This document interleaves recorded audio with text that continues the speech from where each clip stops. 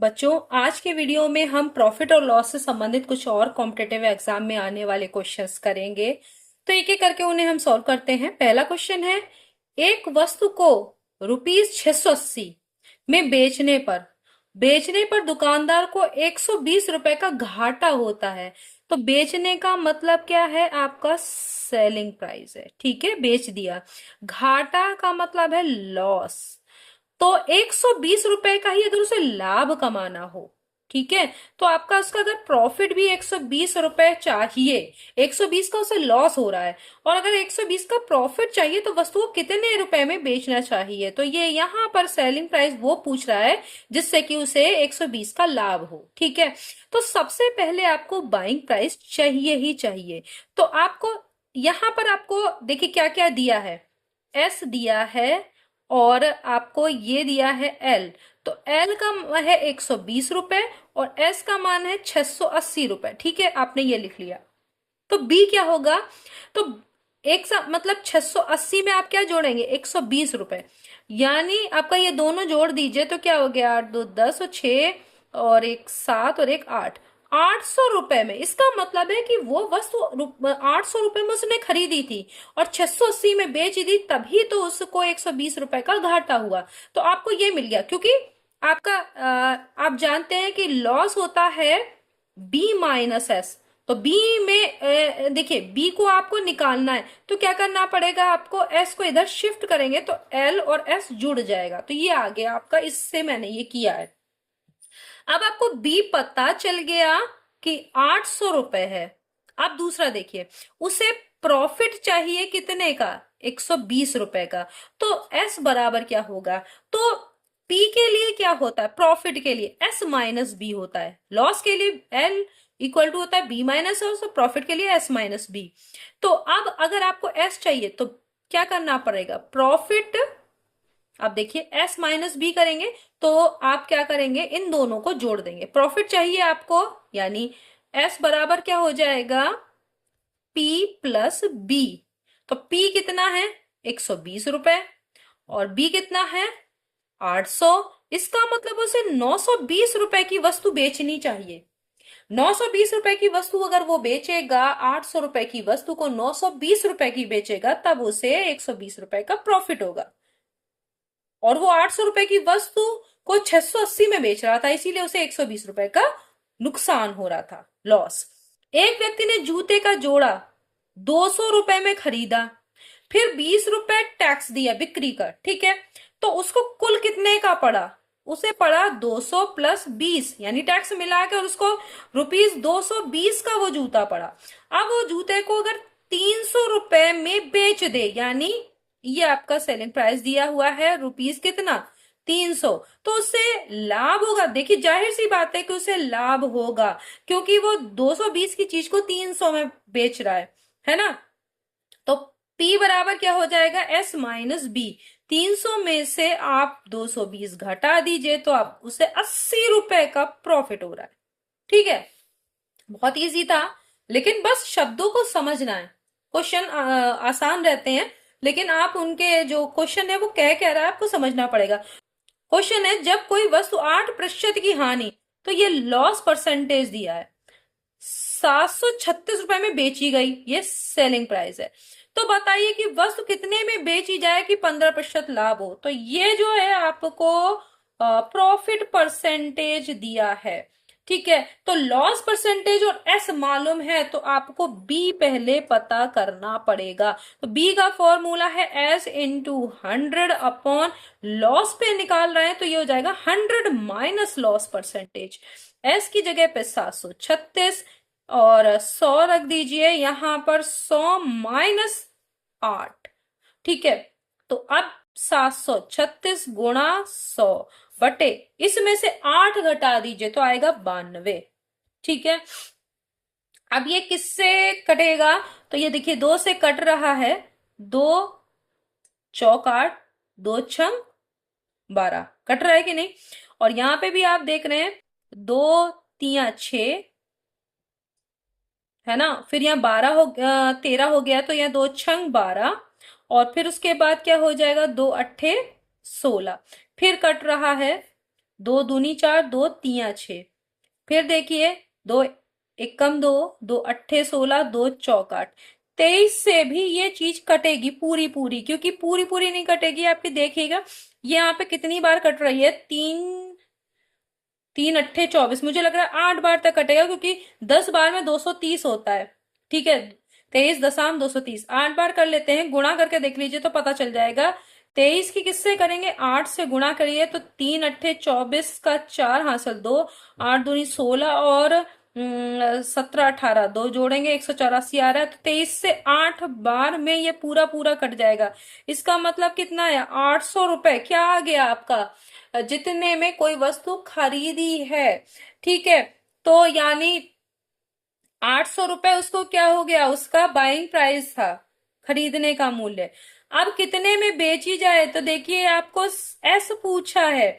S कैसे निकलता है, बी, अगर बी पता है तो बी गुणा 100 प्लस प्रॉफिट परसेंटेज, क्योंकि आपको पूछा गया कितने में बेची जाए, कि 15% का लाभ हो बटे में 100।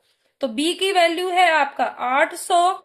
अगर 100 में 15, यहाँ पे डायरेक्ट पी आपका प्रॉफिट परसेंटेज कितना है, 15%। ठीक है, तो 100 में अगर 15 जोड़ेंगे तो 115 हो गया, आप डायरेक्ट लिख दीजिए बटे 100। अब ये 2 जीरो से ये 2 जीरो कट गए, 8 से 115 को गुणा करिए, 8 पंजे 40, 4 बचा, 8 एकम 8 4 12, एक बचा, 8 एकम 8 और एक 9, 920 रुपए। तो इसका मतलब क्या है कि 736 में जब बेच रहे हैं तो 8% का लॉस हो रहा है, तो वो वस्तु 800 रुपए की थी। और वही 800 रुपए की वस्तु को अगर 920 में अगर बेच देंगे तो 15% का लाभ हो जाएगा। तो ये क्वेश्चन इस तरीके से निकलेगा। अभी हम कुछ क्वेश्चंस और करते हैं। तो ये अगला क्वेश्चन है, एक फल वाला ₹100 की 11 नारंगियां खरीदता है। ठीक है, तो 100 रुपए की अगर खरीदता है, 100 रुपए की यानी 11 नारंगियों का मूल्य का, खरीदता है का मतलब क्रय मूल्य कितना है, 100 रुपए। तो एक नारंगी का क्रय मूल्य क्या हो जाएगा, कितना हो जाएगा, ₹100/11। भाई 11 का 100 रुपए है, तो एक का क्या होगा, 100/11।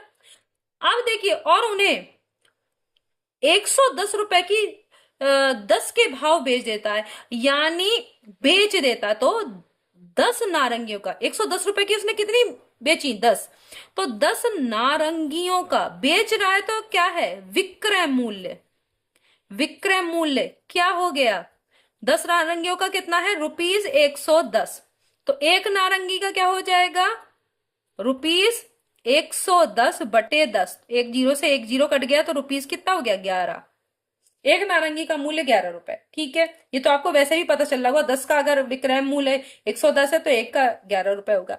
अब ये पता चल गया, तो एक नारंगी का आपको जो क्रय मूल्य है, देखिए मैं इसे दूसरे पैसे करती हूं, तो बी एक नारंगी के लिए कितना है, 100/11, और सेलिंग प्राइस कितना है, ₹11, ये भी रुपीस में है, ₹11। तो आप इससे प्रॉफिट निकाल लेंगे, प्रॉफिट हुआ कि नहीं। देखिए, एक जो आप नारंगी को खरीद रहे हैं, तो देखिए क्या हो रहा है आपका, यहां पर 100/11 आ रहा है ना। तो पूरा पूरा आपका देख रहे हैं कि ये 10 बार पूरा पूरा नहीं कटेगा, और जबकि ये वाला सेलिंग प्राइस यहाँ पे दिख रहा है कि ज्यादा है, यानी बेचने वाला मूल्य ज्यादा है, खरीदने वाला कम है, तो प्रॉफिट होगा। पी बराबर क्या होगा, एस माइनस बी करिए। तो यहाँ पर क्या करेंगे आप, देखिए एस की जगह पे 11 रखेंगे, इसकी जगह रखेंगे 100/11। एक है आपका एलसीएम में 11 आएगा, और यहाँ 11 11 121 माइनस 100। तो 121 माइनस 100 करेंगे तो क्या हो गया, 21/11। आपका ये प्रॉफिट आ गया, प्रतिशत निकालना है। तो प्रॉफिट परसेंटेज के लिए प्रॉफिट को मल्टीप्लाई करते हैं 100 से, अपॉन होता है बी, क्योंकि आप जानते हैं कि जो भी प्रॉफिट या लॉस का परसेंटेज है वो क्रय मूल्य पर निकाला जाता है। पी की जगह पे है 21, बटे में 11 है, तो ये आपके डिनोमिनेटर में नीचे जाएगा। ठीक है, तो यहाँ पे 11 लिख देंगे, गुणा में क्या है 100, 21/11, 11 नीचे क्यों गया ये आपको पता चल गया होगा। बी की वैल्यू क्या है, देखिए बी की वैल्यू है 100/11, तो 100, और इसके भी बटे में, जो बटे के भी बटे में, वो किस में चला जाता है, आप देख रहे हैं कि कहाँ चला गया, ये चला गया आपका न्यूमरेटर यानी अंश में। तो अब यहां से 100 से 100 कट गया, 11 से 11 कट गया, कितना परसेंट हो गया, तो प्रॉफिट परसेंटेज है 21%। आपने ये प्रॉफिट का परसेंटेज निकाल लिया। देखिए अब यही सवाल को दूसरे तरीके से भी दिया हुआ है, कैसे करें। कुछ नारंगियां, अब देखिए यहां तक कि एक फल वाला 100 रुपए में 11 नारंगी खरीदता है, और 110 में 10 रुपए की, 110 रुपए की 10 नारंगी बेचता है। तो मतलब यहाँ प्रॉफिट दिख रहा है, यहां पर लॉस है। क्यों? क्योंकि 110 रुपए की 10 खरीद रहा है और 100 रुपए में 11 बेच रहा है, तो यहां लॉस हो रहा है कि नहीं हो रहा है। अब ये कैसे निकलेगा, क्या यही आंसर आएगा कि प्रॉफिट भी 21% है तो लॉस भी 21% हो रहा है, अगर उल्टा कर रहे हैं तो। अभी देख लेते हैं। तो एक नारंगी का खरीद कर, तो यानी क्रय मूल्य। अब यहाँ पे एक नारंगी का क्रय मूल्य वैसा ही निकालना है, तो इसमें देखिए 10 नारंगियों का, यहाँ पे 10 के भाव खरीद रहा है ना, तो 10 नारंगियों का क्रय मूल्य क्या होगा, 110 रुपए। ये देखो आपको दिया हुआ है, ये दिया है कि नहीं, देखिए यहां दिया है ₹110 में 10। तो एक एक नारंगी का क्या हो जाएगा, आप जानते हैं 11 रुपए हो जाएगा, क्योंकि 110/10 करेंगे तो क्या हो जाएगा, 11 रुपए। तो खरीदा उसने कितने में, पहले उसने बेचा था 11 रुपए में एक, और खरीदी थी 100/11, यानी आपको कम में खरीदी थी, ज्यादा में बेची थी। अब की बार ज्यादा में खरीदी है, बेच कितने में रहा है, तो देखो 11, ये देखिए बेचने वाला ये है, 11 नारंगियों का विक्रय मूल्य, विक्रय मूल्य अब की बार कितना है, 100। तो एक नारंगी का क्या होगा, ₹100/11।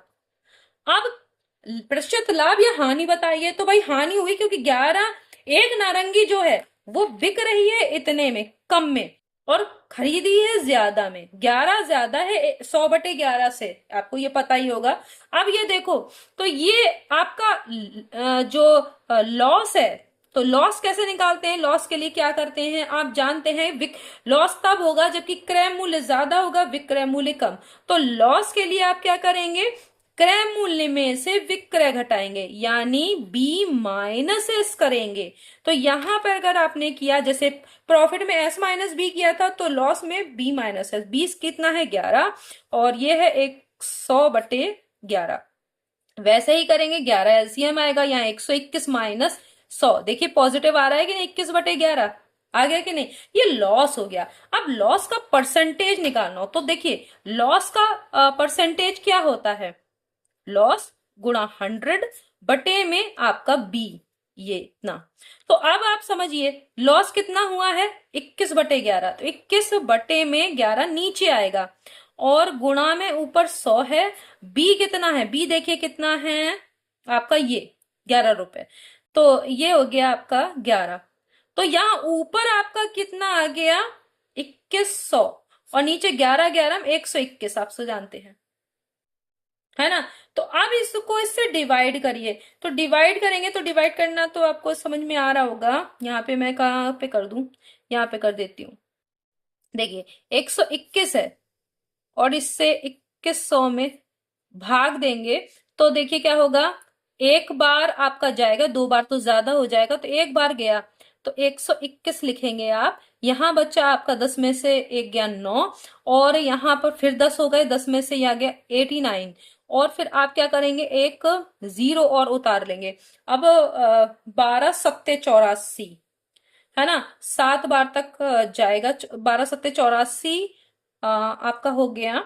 और फिर अगर 7, 7 × 7 = 7, फिर 7 को 84, और हाँ ये चला जाएगा, 7 बार 7, 1 × 7, और 12×7=84 हो गया। तो यहाँ पर कितना आपका बचा, देखिए शेष बचा आपका, इधर देखिए यहाँ पे हासिल होगा 10 हो जाएंगे, यहाँ बचा 3, और यहाँ रह गए 8, 8 में से 4 गया 4, ठीक है, और यहाँ कुछ नहीं बचा। तो आपका ये लॉस का परसेंटेज क्या होगा? ये लॉस का परसेंटेज निकला है 17 सही 43। जो जितना भागफल आता है वो यहाँ लिखते हैं, शेषफल को ऊपर लिखते हैं अंश में, और हर आपका 121 है।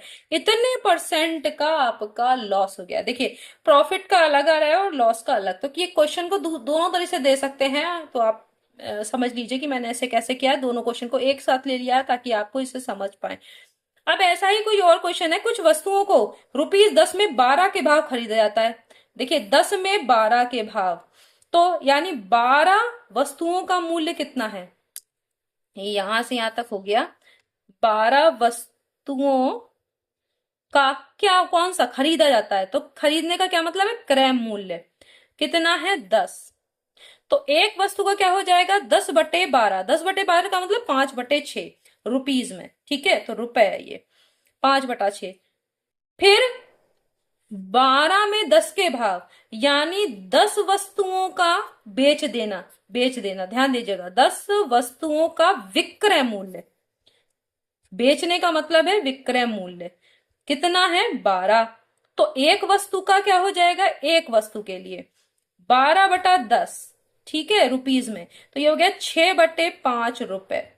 अब देखिए, एक वस्तु का हमने क्रय मूल्य निकाल लिया और एक वस्तु का विक्रय मूल्य। तो लाभ आप इससे निकाल सकते हैं या हानि। तो देखिए, अगर लाभ हो रहा है या हानि इसमें देखना है, तो देखिए विक्रय मूल्य ज्यादा है कि क्रय मूल्य। तो आप यहाँ देखिए, विक्रय मूल्य है 6/5, यानी एक से ज्यादा। 5 एकम 5 होता है ना, तो एक से ज्यादा ये आ रहा है, यानी ये ज्यादा है, ये भिन्न छोटी है। 5/6 छोटी है और 6/5 बड़ी है। इसका मतलब क्या है? आपको प्रॉफिट हो रहा है, लाभ हो रहा है। तो आपका प्रॉफिट बराबर क्या हो जाएगा? S minus B. S कितना है? 6/5, और B कितना है? 5/6। हो गया ना? तो ये क्या हो जाएगा? अब अगर आप इसको देखेंगे, 5×6 30, 30 एलसीएम आ जाएगा, तो यहाँ हो जाएगा 6×6 36 और 5×5 25। ये हो गया। हम इस 36 में से 25 जब घटाएंगे तो कितना आएगा? 11/30। ये प्रॉफिट आ गया। अब प्रतिशत लाभ यानी प्रॉफिट परसेंटेज आपको पूछा गया, तो प्रॉफिट परसेंटेज कैसे निकालते हैं? P गुणा 100/B। ये तो आप जानते हैं।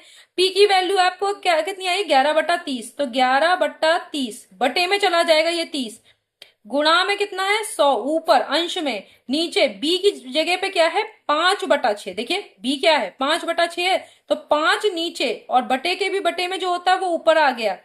तो देखिए 6×5 30 है ना, तो ऊपर हो गया आपका 11 गुणा 100 बटे नीचे 5×25, 25 × 100 हो गया कि नहीं? तो 11×4 44।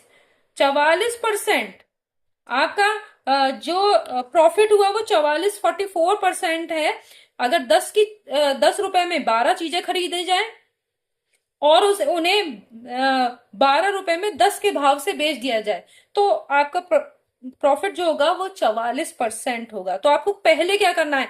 इन तीनों ही सवालों में देखिए, मैंने ऐसे सवाल एक ही जैसे क्यों लिए, और ये अलग तरीके के सवाल थे और ये थोड़ा मुश्किल से लगते हैं, लेकिन ऐसा कुछ नहीं है। सबसे पहले इसमें आपको क्या करना है? एक कोई भी जो भी नारंगी बेचे, चाहे कोई और वस्तु बेचे, कुछ भी बेचे, तो सबसे पहले एक वस्तु का क्रय मूल्य और एक वस्तु का ही विक्रय मूल्य निकाल लीजिए। और जब ये निकल जाएगा तो प्रॉफिट पता चल जाएगा या लॉस जो हो रहा है वो पता चल जाएगा एक के लिए, और फिर उसके बाद उसका परसेंटेज निकाल दीजिए। तीनों सवाल में यही हुआ है। तो मैंने 2 में प्रॉफिट वाला लिया था, एक में लॉस भी ले लिया है, ताकि आपको ये चीज समझने में दिक्कत ना हो। नेक्स्ट वीडियो में हम फिर मिलेंगे, तब तक के लिए धन्यवाद।